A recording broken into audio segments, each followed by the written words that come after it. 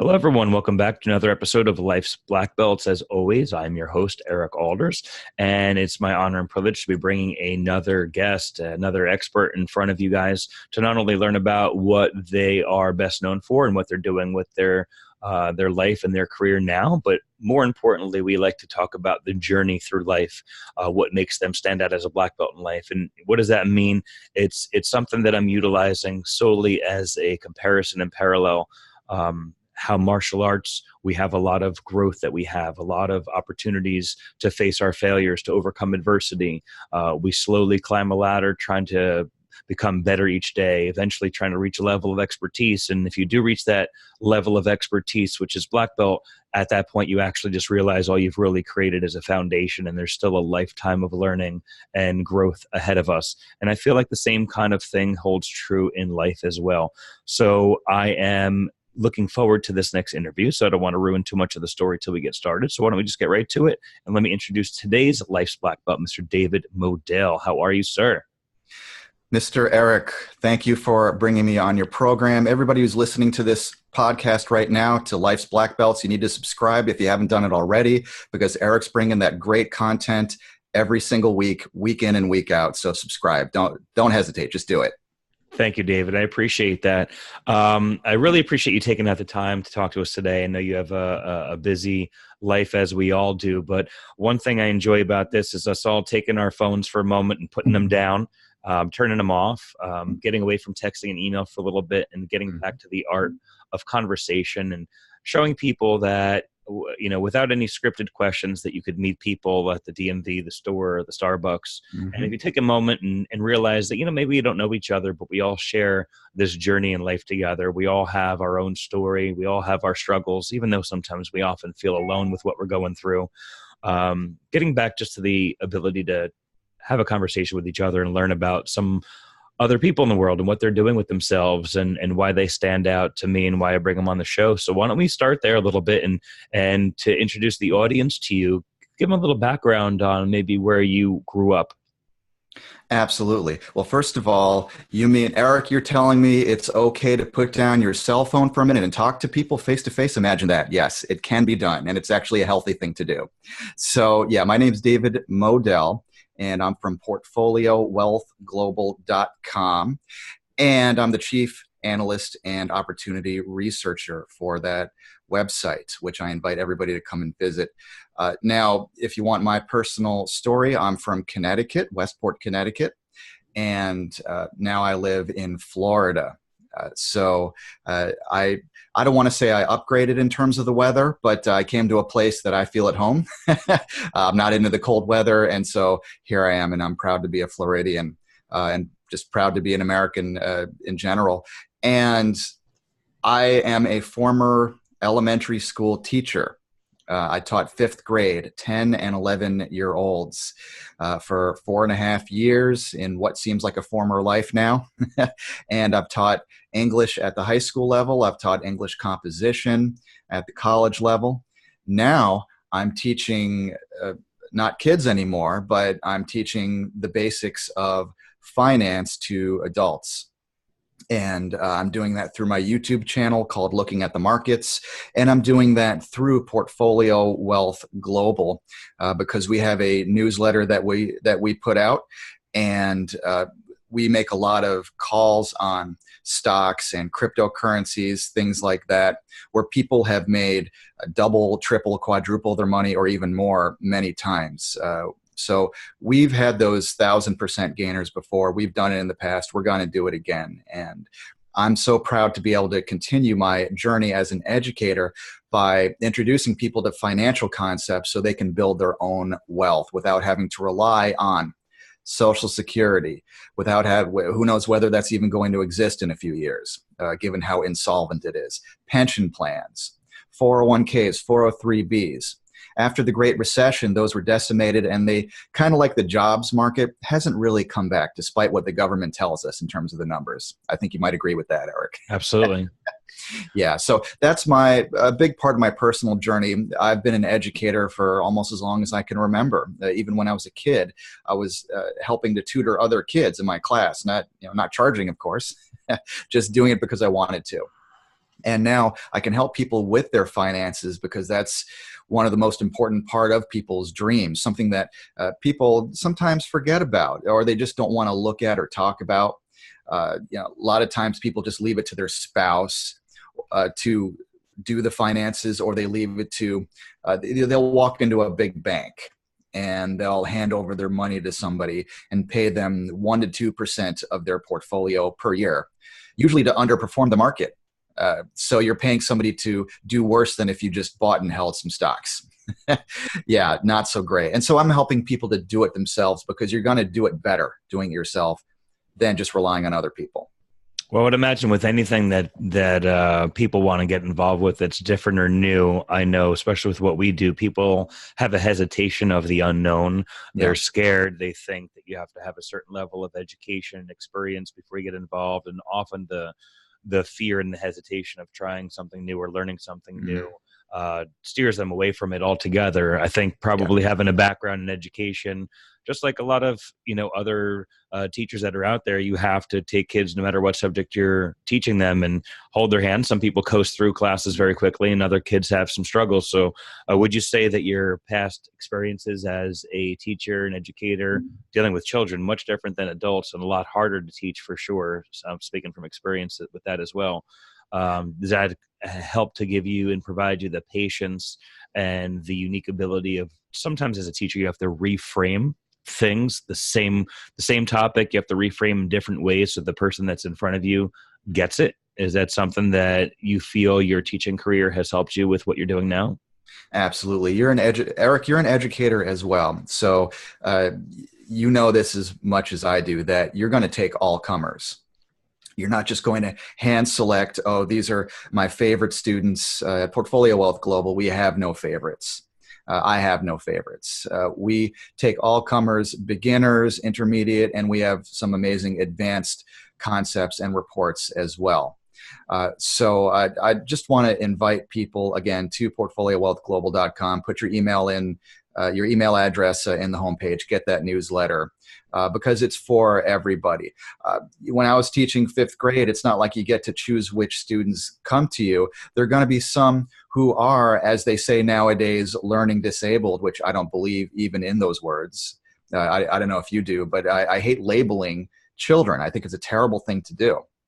I hate the way they medicate these kids nowadays. If they label them as ADHD or ADD, whatever they even call it nowadays. And I don't like to label adults either when it comes to finance.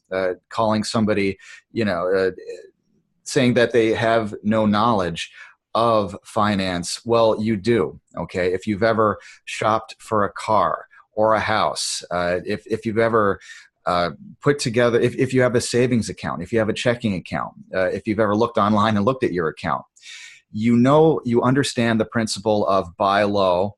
Okay, I hope at least you're looking for a bargain. When you buy something, you don't just go out and say, here's my money, I'm going to hand it to you. Just take it, whatever you think is right. No, you understand, whoever you are, if you're watching and listening to this, you understand the concept of buy at a low price. And then you have to sell at a higher price. That's the other part of it. You know what most people do as beginners, unfortunately, is that they buy at a high price, whatever it is. Whether it's real estate, the real estate market's a bit expensive right now. And a lot of people are getting in now. Stocks, a lot of people think they're overvalued right now, even though they're actually very volatile at the moment. So people often get in after the price of something has gotten very high. Then they want to buy based on the hype. But I try to redirect them toward the thinking of, well, if you're going to go shopping for something, car, house, or even at the mall, okay, you probably wouldn't want to buy something when the price is high there. So why would you want to buy real estate, or why would you want to buy a stock or gold or silver, whatever it is, when the price is high? Why not do what Warren Buffett, the world's greatest investor of his generation, multi-billionaire, at I believe 88 years old now, what he does is he says buy when there's blood on the streets, which is kind of a little gruesome, but it's a great concept. Buy when everybody else is selling. You have to be a little bit of a contrarian. You have to think for yourself. kind of like you do, Eric. I've seen and listened to your program many times. I know that you don't believe in following the crowd and doing what everybody else does. So I believe actually you would be a great investor if you're not already. Am I right? No, absolutely. I have some knowledge, but I would definitely say I have a lot to learn for sure. Mm-hmm. So I look forward to learning some more on the podcast with you. And then hopefully after that, continuing to go to your website and read some of these reports that we're going to include in the show notes as well. And I think you did a really nice job of pre-framing where I want to bring the conversation as well, but I still have a question that pops into my mind. Usually when friends of mine that have decided to become teachers, it's something they've thought about since elementary school and high school. It was a goal of theirs for a long time. So Mm-hmm. can you just real quick, what motivated you and at what age to become a teacher in the first place? And then we'll talk about how you transitioned in, but where did your motivation come from to be a teacher? And then we'll take it from there. Sure. I can't ever remember not wanting to be a teacher. I guess I'm just one of those lucky ones who knew from the beginning, since I was a little kid, what I wanted to do. I was always explaining things to other students, helping them out when the teacher, because teachers, even back then, even back in the day, had overcrowded classrooms. 30 or more elementary school students is way too many for one class. And so the teachers couldn't give individualized attention to everybody. And so I would help out my fellow students, and I wasn't seeking any gain from it. I just loved to do it even back then. So it's kind of a calling. Educators usually don't get rich. In case people haven't figured that out yet, I'm sure you have, that we're not in it for the money so much. We're in it because we're just called somehow to do that. Just like Eric is as a dojo, master. If I have the correct term there, probably not. It is correct. Okay, It's an odd title to go by because as you move up the ranks, you earn different titles. A lot of people are familiar with the rank of sensei, which is just martial arts instructor. But when I received my 4th degree black belt, I was back in 2005. That's when I got the rank of master. It's weird. It's part of the process. It's a nice honor. It's when at the dojo, it's great. And everyone always asks my wife, so do you call him master? And she's like, hell no. But anyway, go back. I mean, I agree with you for myself as well. I knew I wanted to do this from a young age. And I agree with you that people that want to become teachers are naturally drawn to people, sometimes naturally drawn to children, to showing them, to guide them, to being patient, to being empathetic, to being sympathetic, to all these different qualities that you need to be able to get in front of a group of people every single day, and a lot of education that's involved with that as well. So did you go in right away knowing what grade level you wanted to teach, or did you figure that out post-college? Interesting question. Yeah, I started out teaching 5th grade. I liked 5th grade a lot myself. So that's why I chose that. And because I wanted to really work with young minds, but not too young. I wasn't ready necessarily to teach the little kindergartners who are wonderful. They're cute. They're adorable. I wasn't ready for that.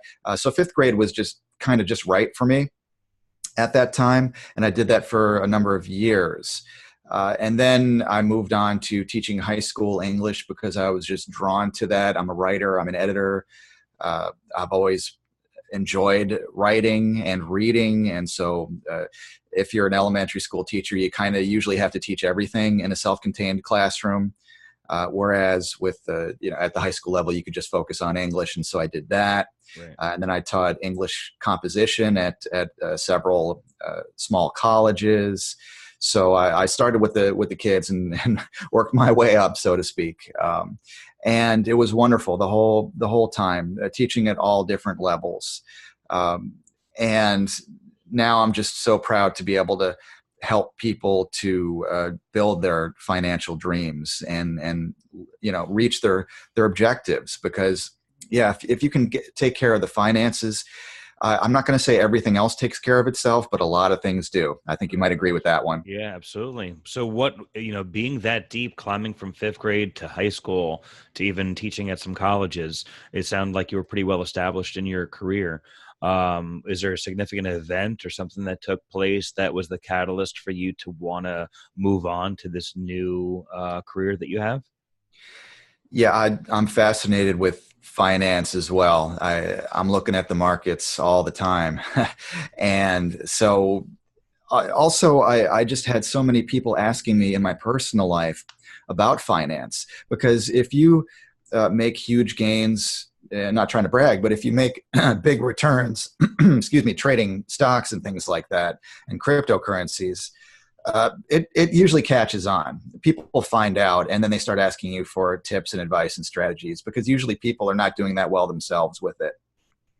Unfortunately, 90% of retail traders lose money because they just don't know how to do it. So then a lot of people end up coming to me after they have tried it on their own and just didn't do well at it, and they want a better way, and there is a better way. Or they paid somebody else to do it, and that person is underperforming the market and charging them a hefty fee for it. So then they come to me, and then I can kind of set them straight, or at least put them in the right direction. And everybody's different. You know, I treat everybody like an individual, just like you do. I'm sure in your teaching, I have no doubt that you work with students at different skill levels, and you try to meet them at their level, if that makes sense. Absolutely. Of course. Yeah. So I mean, what you're just to clarify my question. So you're teaching, but you also have a side hobby of following the market and money and investing. Yeah. And some of your colleagues and friends or family around you are noticing you have some successes there, Yeah. and are asking you for advice. Now, is that, as you're giving out that advice, they're seeing some success? Is your mind starting to spin right now, going, wait a second, maybe I should take a turn here? Because again, when you've gone to school and you've gone to college and you've done everything that it takes to become a certified teacher, Yeah. and get a job and get established and do well in your career with a salary, with insurance, all the wonderful packages that come with that, it's got to be challenging to want to make a complete life change in doing that. Or maybe in your case, it wasn't so challenging, which is why you felt you had to do that. So I wanted just to clarify that specifically. Yeah, and that's a great question, Eric. I loved teaching at the K to 12 and college levels, but it's limited in the way you can help people, especially nowadays with the standardized testing regime we have. And I don't want to get into a whole debate about that necessarily, but from the beginning years when I started teaching, when standardized testing wasn't such a big thing, and then I started to feel it encroaching upon my ability to teach as I wanted to, until by the end, that's one of the main drivers of my getting out of that field, unfortunately. Otherwise, I might have stuck with it, but it got to the point where I couldn't decide what I taught or how I taught it, when I taught it. Everything was micromanaged. And so, yeah. They take the, and I've seen this as well too, because we have lots of teachers here. I have friends that are teachers, and we talk about the education system, but it seems like they've taken a lot of the creativity away from teachers and their ability to actually have a unique approach and style that fits their personality. And again, so not everyone learns well. For me, I'll just take myself, for example. I was never a very good book learner of following step 1, step 2, step 3. Right. It took me a few times to read through, study, and finally get it. Whereas if I had a very good educator in front of me that was very good in communicating and explaining, and could engage me in conversation, I could have my book closed, maybe take some notes, and from that visual and audible learning, just in that experience, walk away with way more retained knowledge than having studied through it. But they almost seem to want to make everyone the same, and you have to teach everyone the same. And again, it takes away that creativity. And it sounds like that's what you were starting to feel. I was definitely feeling that. Yeah, I like the way you put that. That makes sense the way you said it. Yeah, it's stifling to the teachers. And I'm not saying that teachers should be able to teach whatever they want, in terms of if you have a teacher who's not teaching the basics, not teaching the reading, writing, and arithmetic, right? The 3 R's, so to speak. So yes, we need to get our students, as they always used to say, career and college ready. I get that. But when it all comes down to a test, when the teachers and administrators' very existence as educators is predicated upon a test score, that's what you end up with is teaching to the test because we have to, not teaching to students' individual needs, not being creative as a teacher. I wanted to, as an English teacher, I wanted to teach about plays and the Renaissance and the Middle Ages, some of the amazing writing that took place throughout the centuries, not only in the United States, but throughout the world. I couldn't do that because it's not on the test. Simple as that. Right. And if you're a teacher and the principal or assistant principal walks by your room and they don't see you doing standardized test prep, they're gonna call you in their office and give you a lecture. I had enough of that. And it's not their fault, by the way.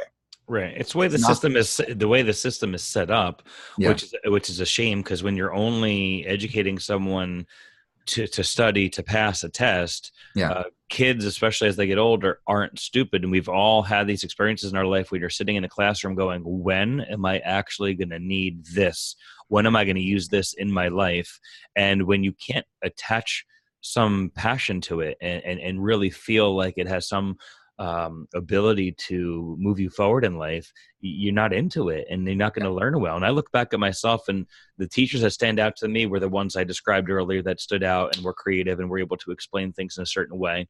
But I look back at it, the amount of tests I had to prepare for, the amount of facts I had to memorize, that wasn't just fun. You're memorizing things. If I had to take that test right now, I do not think I would pass some of those tests. So if the ultimate goal is to create an educated, society, wouldn't retention of that knowledge be a real key indicator if the education system's working? Because I maintain, the elementary level of education, really, like you said, reading, writing, arithmetic, basic math, fundamental vocabulary in English. Once you have those foundations, that's something that you stick with forever. But as you get to some of these higher concepts, unless you go into that field, at some points it seems almost useless, and it's just for taking a test. I don't understand. When a student asks, why am I learning this? Why do I have to know this? And if the only answer is because it's on the test, that's, and that's not the teacher's fault, but I couldn't even answer the students would ask that, and I wouldn't even have a good answer anymore. So that's really a shame. And here's a question. Why don't they teach basic financial education in schools in America?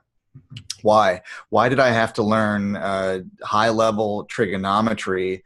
Nothing against trigonometry. It's great. It's wonderful. But why was I learning that, which I've never used, and yet no one ever taught me how to invest or how to balance a checkbook, things like that. Or the value or the importance of your establishing a good credit score.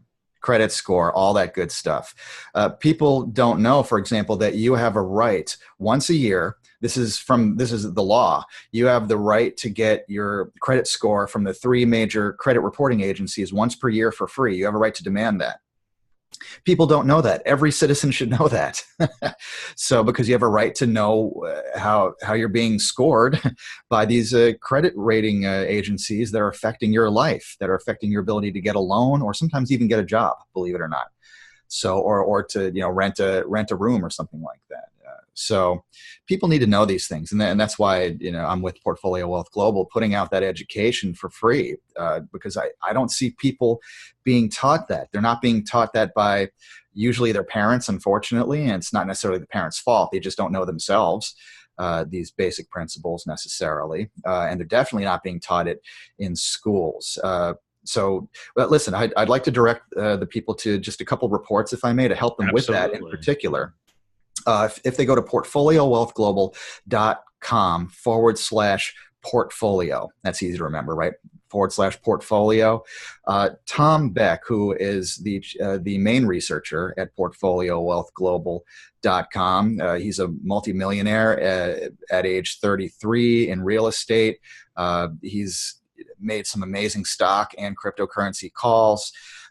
He teaches in that report over at /portfolio how he diversifies his personal portfolio. Yes, that's right. You get a little peek into how he invests and how I invest and how do you diversify so that you can actually outperform whatever.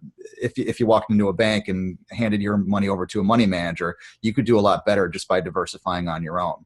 And then there's another one at portfoliowealthglobal.com/money, MONEY, / money. Again, easy to remember.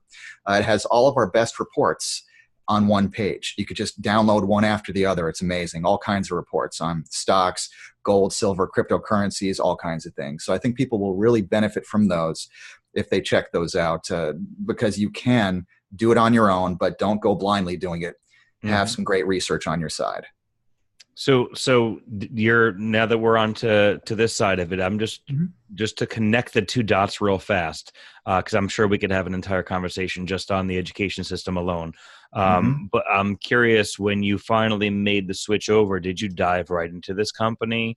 Did you have a little bit of a struggle along the way? Like, can you connect the dots between educator and portfoliowealth.com and just, bridge these two sections of your life together? Sure. Well, on the side, I was helping people for free. It usually starts like that, doesn't it? Like I'm sure, Eric, you were probably giving some tips about, martial arts to just friends, relatives, family members, that kind of thing, coworkers, a little bit here and there about self-defense, and then it probably grew into a business. Am I guessing correctly? Correct. Yes. That, good educators usually end up like that. You have to work for free for a little while, but you enjoy doing it. And so, excuse me, I was helping friends, families, coworkers with giving them some tips and strategies. And I also had a YouTube channel where, where I was helping people for free with that by putting out, I've got over 500 videos on my YouTube channel where I give a lot of tips on stocks and cryptocurrencies, options, things like that. And so I was helping people for free. And then I was approached by a Portfolio Wealth Global, and because they needed help to put together the newsletter. They wanted my research expertise. They saw that I knew what I was talking about. I was approached by a number of newsletters, but this one, they just kept making those amazing calls over and over and over that were helping people to, again, double, triple, quadruple their money sometimes. So I wanted to be part of the best. Why go with the second best, third best, when you could be with these guys like Tom Beck, who are becoming millionaires themselves and helping other people to attain that same status. So I'm just very proud to be with them right now and to offer these resources to the public so as to make financial education, we're democratizing it. We're making it available to everybody instead of just the 1% at the top. Okay, so then let's go from there then. So Portfolio Wealth, the website and the company that you're working for is going to take someone like myself or any other individuals and try to guide them on this process. And I think some of the keywords they hear on TV or that you're throwing out right now that may be your bread and butter, cryptocurrency and investing. And sometimes people start hearing these things, and if they're not understanding it, a wall goes up, their heart starts beating a little bit too fast, and they're like, you're just confusing me right now. It's overwhelming. So, let's say, for example, we're having a first consultation to give people an opportunity to understand the process. How do you take someone that knows that they want to improve their financial situation, but really don't feel like they have a good grasp on things? What is your step one, or what's the tip for someone that's listening to this? What's their step one in moving in the right direction? Great question. Step one is stop doing whatever you're doing, because most people are doing it wrong. And that's what separates the winners from those who don't make it, unfortunately, those who try investing and trading on their own and then drop out. So whatever you're doing, whatever tips and advice you're getting from coworkers and friends and families who are giving you stock tips and they haven't done the research. See, I have an advantage. I've got a team of researchers to back me up. Most people don't have that. People who are dedicated to just doing that. And so stop doing whatever you're doing and get with somebody or an organization or a person who has that kind of research team. Even if it's not Portfolio Wealth Global, get with somebody who is experienced at this, who has been doing this for many years. So I would say stop doing whatever you're doing that's losing money and get the research. R&R, research makes you rich over time. And so it's not that single hot stock tip from your family member that is going to make you rich, because they probably haven't done the research, at least not in the right way. They may have the best of intentions, but I hate to say it, they usually almost always don't know what they're talking about. Maybe you went and on television and you heard Kramer or somebody like that, that Mad Money show where you got Right. the guy with the loud noises and the bells and the whistles, and he's shouting at the television, buy, buy, sell, sell, sell. Maybe you listened to him or somebody like him and you lost money. And you said, what happened? I thought that guy was an expert. Okay. You need to, instead of just listening to the mainstream media and those guys, if you want to be part of the 1%, instead of part of the 99%, you got to get that research behind you. I've got news for everybody. This is what I believe, by the year 2022, in about 4 years, less than 4 years now, there's not going to be a middle class anymore. It's already shrinking in America. People didn't think this could happen in America with the American dream, but it really is collapsing. Pretty soon, you're either going to be one of the top earners or you're going to be way down at the bottom. I'm sure your audience knows by now that almost all the jobs that came back in the so-called recovery in this economy after the Great Recession took away all the high-paying, really good jobs in America. Well, most of those have been outsourced, or else there's artificial intelligence. They're being replaced by machines more and more. And so the middle class is shrinking because most of the jobs that came back are part-time jobs, low-paying jobs, minimum wage jobs. Nothing against those. Hey, if you're working minimum wage, good for you. You're working. That's awesome. But a lot of people working 2-3 jobs and it's still not a living wage. Actually, we have a report on that, portfoliowealthglobal.com/drama, DRAMA, /drama, which is a report you can download that can help you know what's coming, what you can do about the shrinking middle class, and how you can be in that top echelon of earners rather than be one of everybody else that's going to be struggling in a few years. Eric, you've got a job that's pretty much, I would say, recession-proof because people are always going to want that philosophy of how to defend themselves. But not everybody has that type of job that's going to be recession-proof. If we have another big crash, what are you going to do? You got to know. So you got to have a plan. Sure. So it's, step one, they're going to make sure they're going to learn to take advice from the proper people and take a look at your site and some of these reports as well. Mm-hmm. But I know another question that I would have, or other friends, because I do have a few friends that do very well, and they try to sit me down sometimes and talk about stuff. And in all honesty, sometimes it's a little overwhelming. Or a common answer I or others would have is, well, I have, some my extra money that I have, if at all, needs to go towards paying down credit cards and bills and things like that. Mm-hmm. When I have more money, then I'll look into investing. Mm-hmm. So how do you address that? Because a lot of people, I'll use a comparison for my business. I will join your school once I'm in shape. So I'm going to go to the gym for a few months. I'm going to start eating properly. And once I'm in shape, then I'll join you. And I'm like, no, you don't understand. You come here to get in shape and we'll help you with your nutrition and all these other things and so on. So yeah, I believe that would be a similar comparison to like what you're doing. Like, well, no, you don't need to be rich in order to invest. It helps, but we want to build this for you. So how do you address that concern of people going, I just don't have the extra disposable income to invest right now. It's got to go towards all my bills. That's such a great question. Thank you for asking that. And just like with the martial arts, you need to start preparing now. You don't say, I'll start preparing to learn to defend myself later on. When you don't learn to defend yourself when you're being attacked. You start learning now. And with finances, no matter what financial level you're at, you start learning now.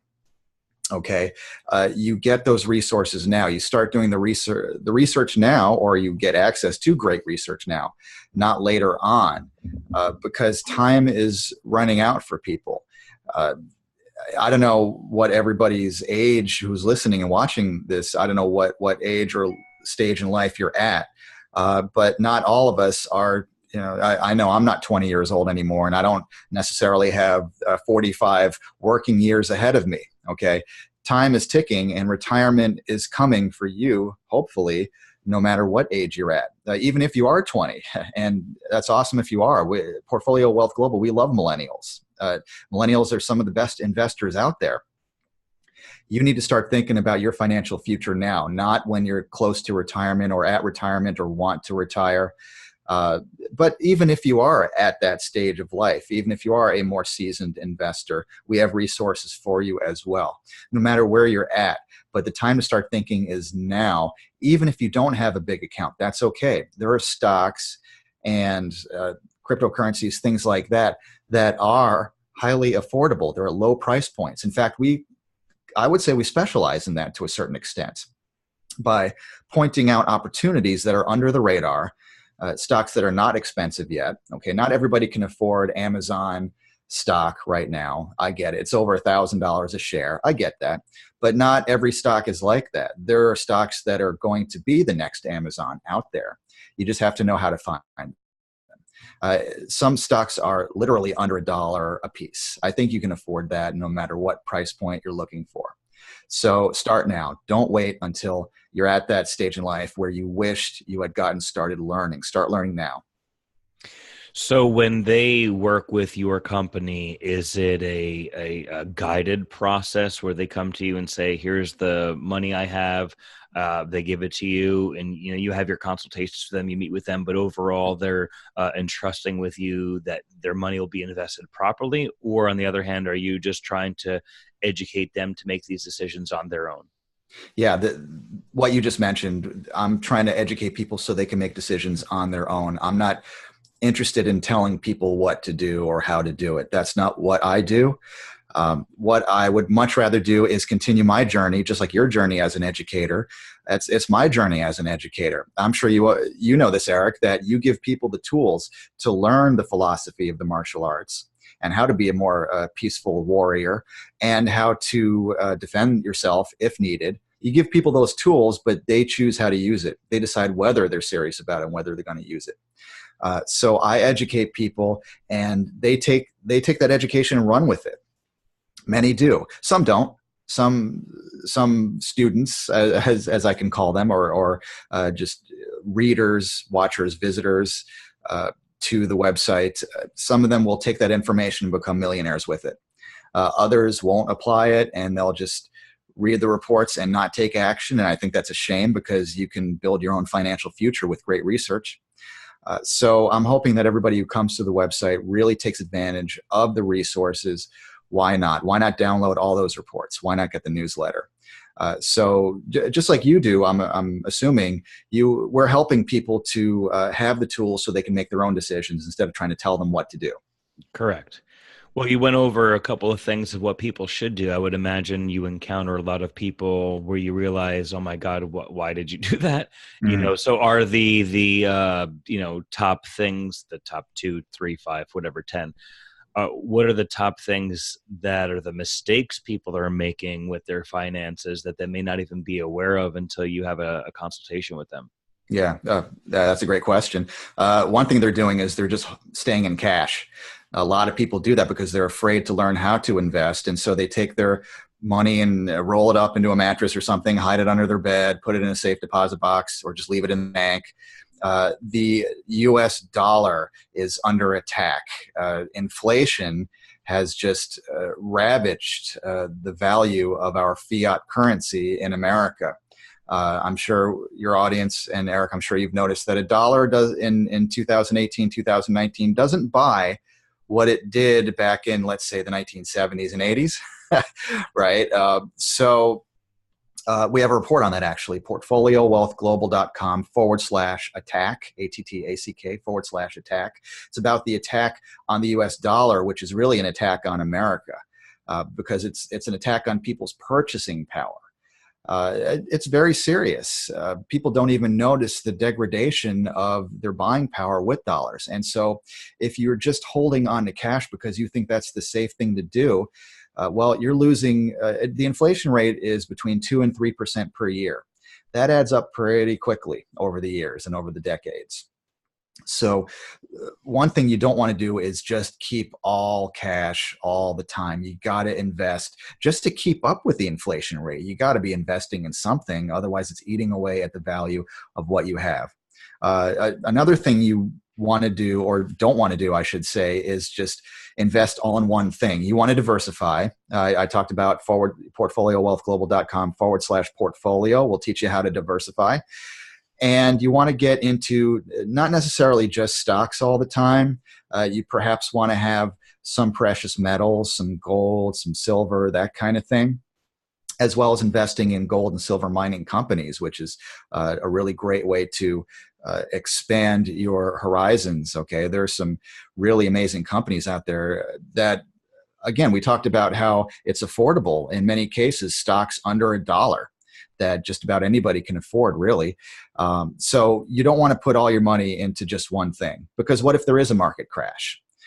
We haven't had a market crash since, well, it's been 10 years now. And they usually happen about once every 10 years, stock market crashes.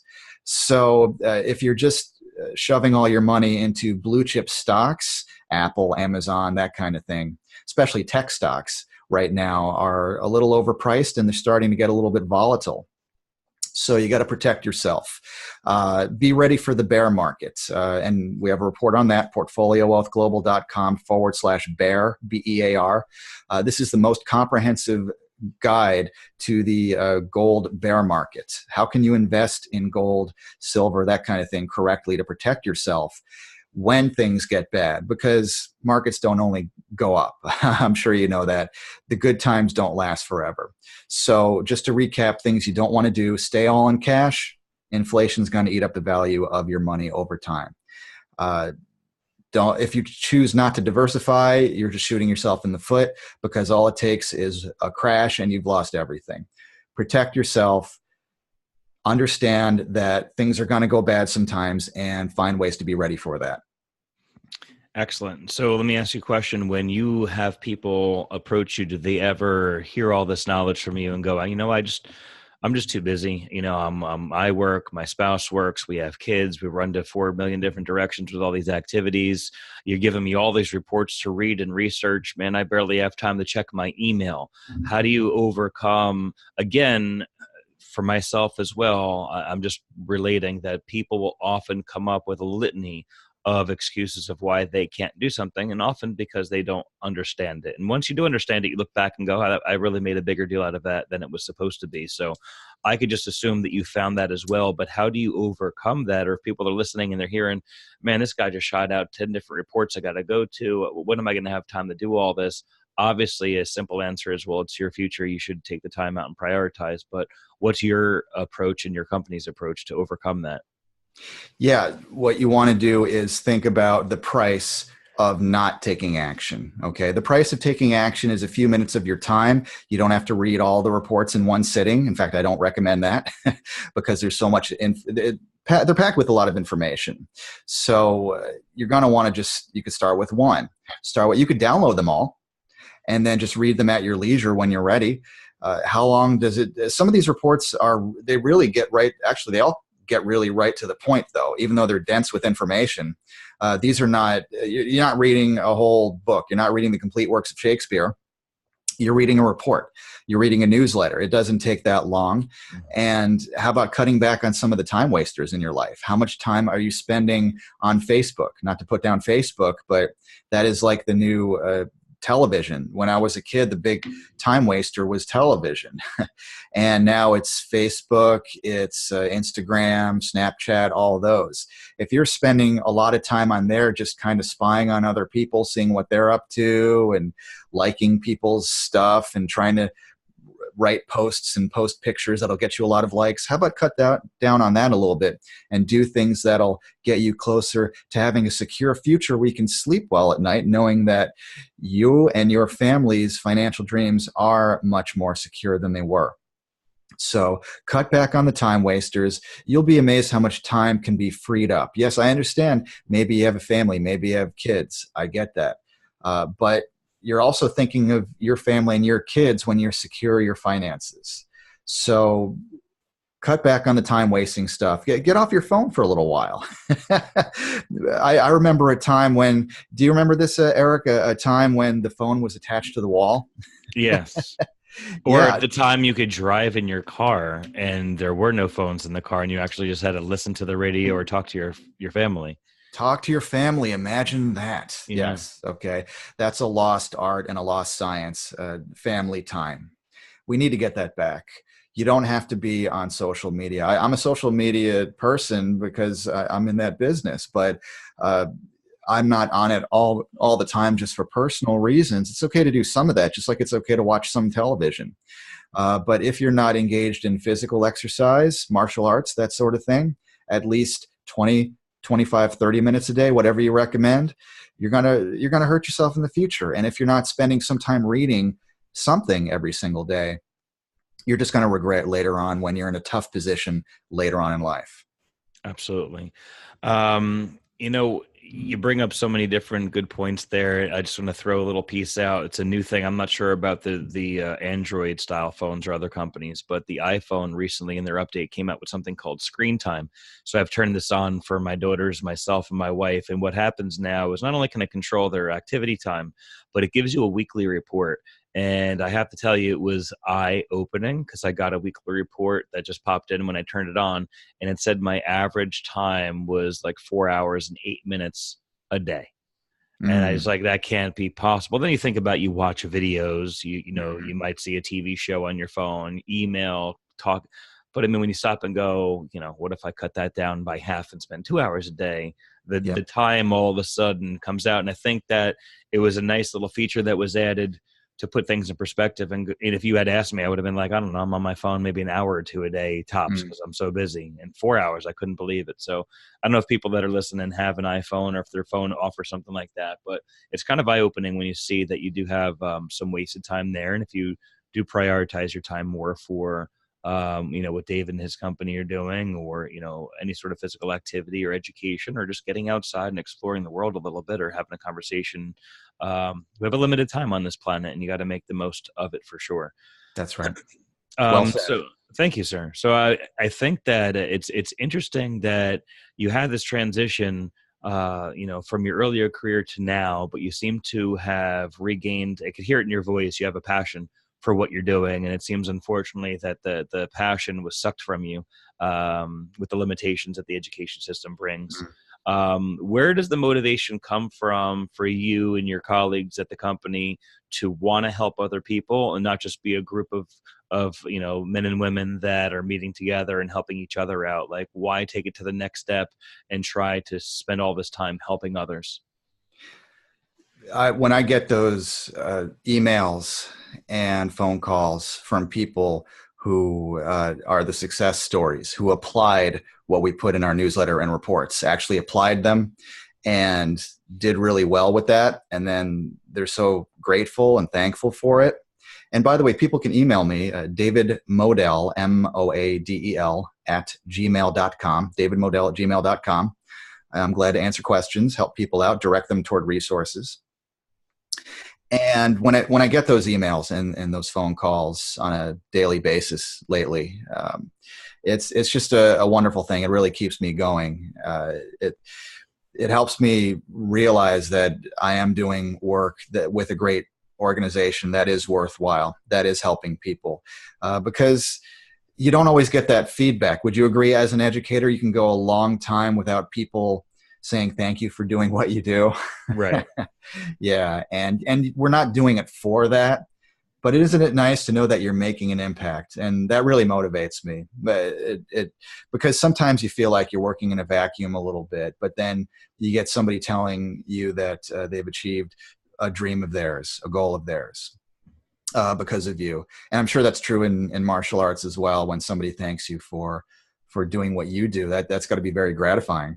Of course, I think ultimately, just as humans, that we have a desire to feel like that we're significant to the world, to those around us, that we're contributing, that we're leaving our Yeah, mark or our legacy, that you don't just feel like a worker bee, that you right. actually have something that gets you up every day and that you can look yourself in the mirror and be proud of.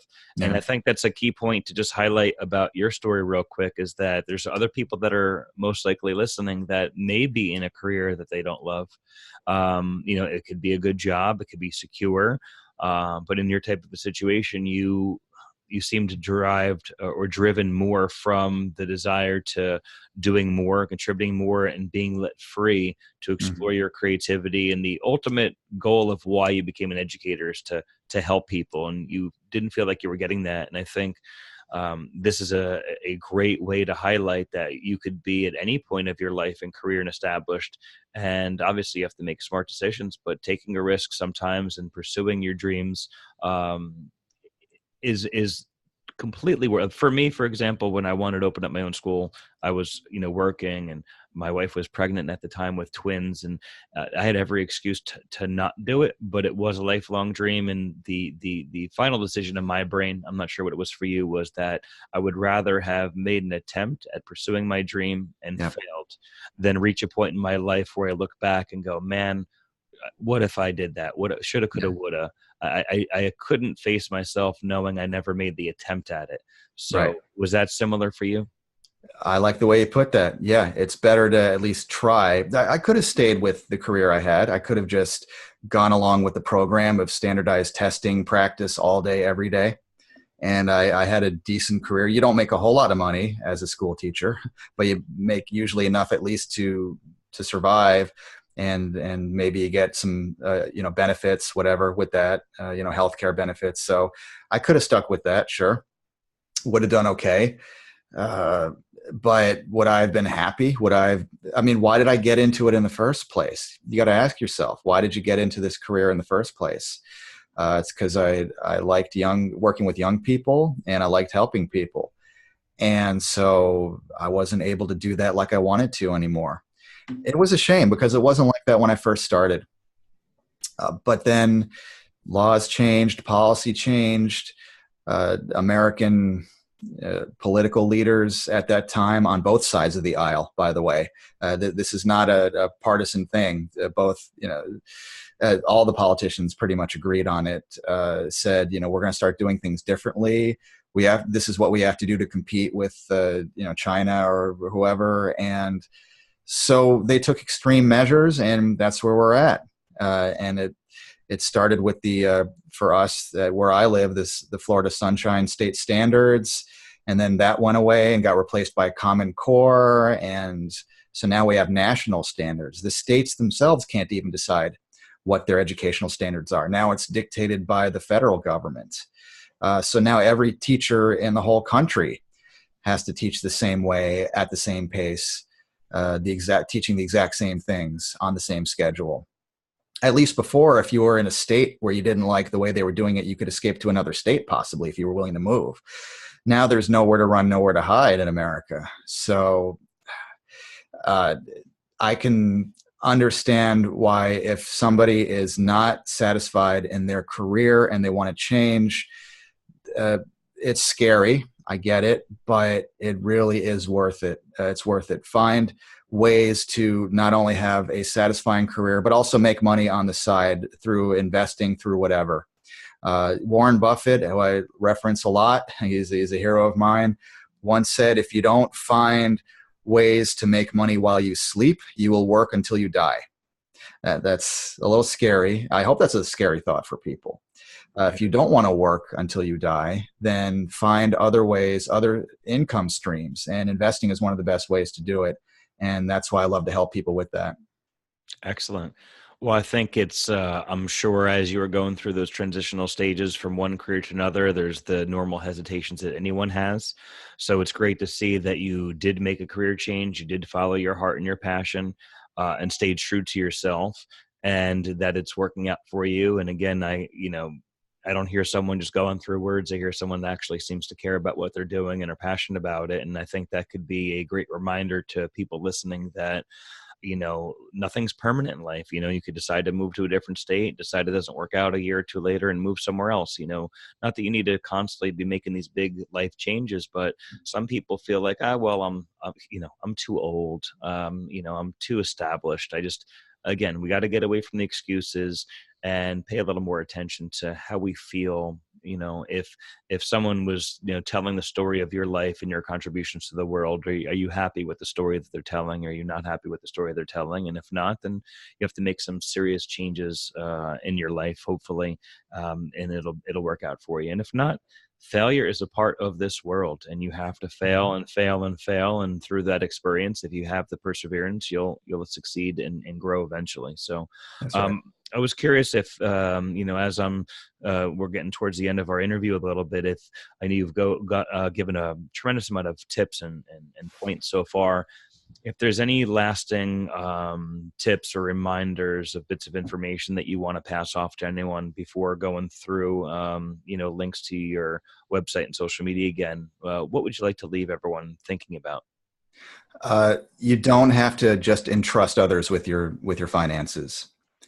You can do it yourself, but don't just do it blindly. Don't just try to do it on your own and not knowing what you're doing. Too many people fail that way. Don't trust that the government will take care of you in your old age financially. They won't. All right. Social Security is deeply, grossly insolvent.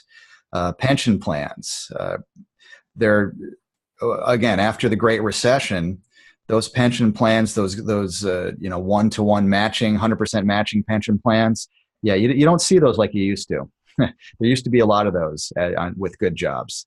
And also the good jobs themselves just haven't come back for the most part. So don't count on 401ks, 403bs, pension plans, Social Security, and don't just count on putting your money into cash. That doesn't work. Your cash isn't going to be worth very much in the coming years. So get started now. Just find ways to get those income streams, whatever it is. Otherwise, you're going to regret it later on. It's huge. The time to start is now. I think that's the theme that we've been really outlining here today, is to get started now. Don't wait. That's huge. And to educate yourself, which goes through a lot of anything in life. No, you don't know what you don't know. So when you actually start exploring and learning, it's amazing that you could pick up a musical instrument, you could study a new subject, you could learn a new language, you could learn to be a martial artist, and of course you could learn to invest as well. And don't let the hesitation and fear of not thinking you're good at it or you're not smart enough hold you back. Try it. Accept the fact that you're going to fail at it. You're not going to be good at it, but if you stick with it consistently long enough, you have no choice but to get better at it and to grow and to learn. So, and get a great mentor like Mr. Eric. Right. If you have a great mentor, then your learning curve is going to be a lot quicker and less painful. Excellent. So I know I'm going to include this in the show notes, but for yourself personally, for your business, take a moment, if you would, and direct some people to how they could follow a little more of what you're doing in your career or personally through your websites and social media. Absolutely. Thank you for asking. Again, it's portfoliowealthglobal.com. Put in your email address, no obligation. Right there in the, we're not going to spam you with a bunch of stuff. We're just going to send you out that newsletter. So you can get access to the latest research that Tom Beck, the chief researcher, is doing, and that I'm doing as well, and the whole team is doing. If you want to get all the reports all at once, all our best ones, it's portfoliowealthglobal.com/money. And then it's if you go to /portfolio, portfoliowealthglobal.com/portfolio, you can learn how to diversify, which is one of the things I recommend everybody do. If you want to get ready for the bear market and learn how to invest in gold, it's /bear, BEAR. /drama is what you can do to prosper as the middle class is declining, is ceasing to exist. I believe by the year 2022, it won't exist at all. You'll either be one of the winners financially, or you'll be one of the rest, and you don't want to be in that position. So it's /drama, DRAMA, for that report, and also /attack, which tells you about the attack on American soil. I don't want to scare you, but it's an attack on the US dollar. And it is happening right now. What can you do about it? Because it's going to affect everybody. No matter who you are, no matter what level you're at, you're probably holding some cash, and it's going to affect you. So what action steps can you take? It's all there. All you have to do is just take action. Excellent. Well, David, thank you so much for taking the time out of your day to go through some of that information. I think you've left enough out there to get people's interests,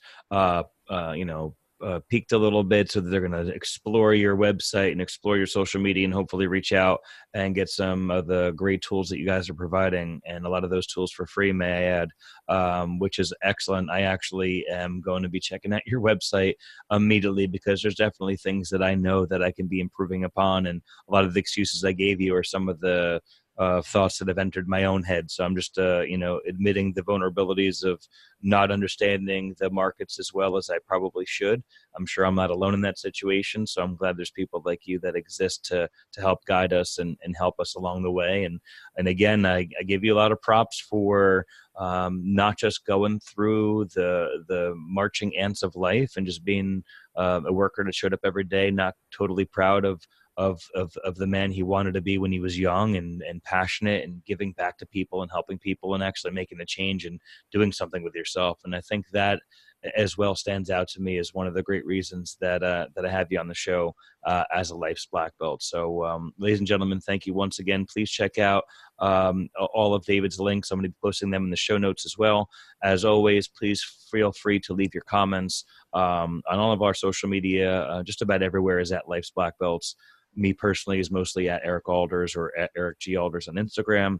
If you're in the New Jersey area, it's a little bit more local, but our martial arts school, the Karate Dojo, is located in Jackson, New Jersey. You can find more about that in the show notes or by visiting tkdojo.com. And as always, please make sure you subscribe to Life's Black Belts podcast so you don't miss any of our upcoming episodes.